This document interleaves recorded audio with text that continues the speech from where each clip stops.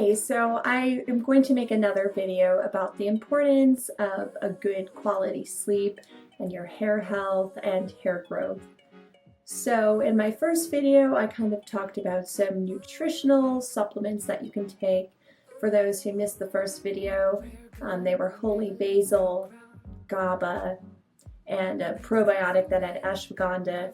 You can get most of those at health food stores, grocery stores, online, so they're very easy to get access to. And then I mentioned my silk and satin pillowcase. So some things I didn't mention were wet hair and what my thoughts on wet hair or loose hair when going to bed are. So the reason I never go to bed with wet hair is because when wet hair is exposed, it is very fragile and easy to break. So especially when you're sleeping, there's a chance you could lie on it, it could get stuck under the pillow. If you have a husband or boyfriend or significant other, they could easily lay on your hair, and there's just a whole host of things. So I personally don't like wet hair because it's fragile, and I just don't trust myself sleeping with it. Another reason is, it will just take longer to dry, and I don't think it's good to sleep with that moisture. So I typically, when I wash my hair, I like to do it earlier in the day.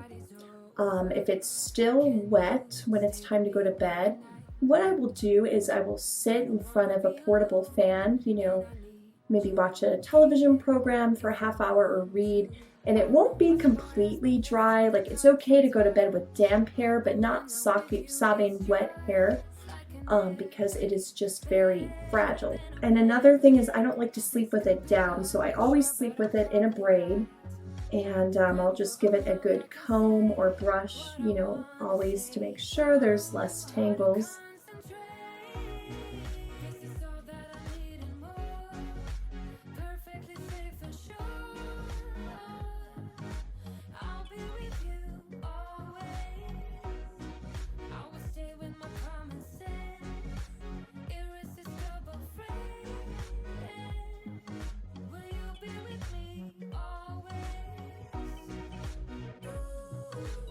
And by sleeping in a braid, if you were to accidentally lay on it, hair is going to be so much stronger when it's braided because it's all together.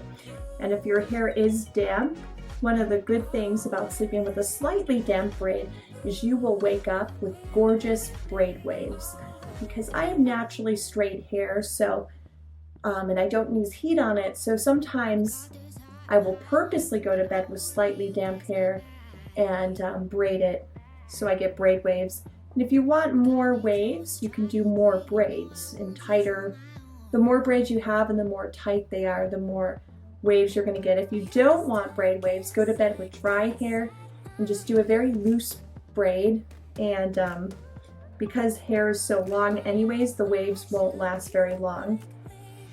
So yeah, I like to do a bedtime braid, and I don't go to bed with it wet.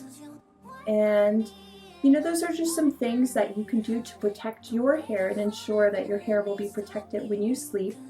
The first video kind of gives you some things that you can take or do in your diet to relieve stress. So thank you for watching, and I'll continue the sleep series so you can have a restful sleep and grow beautiful hair in your sleep.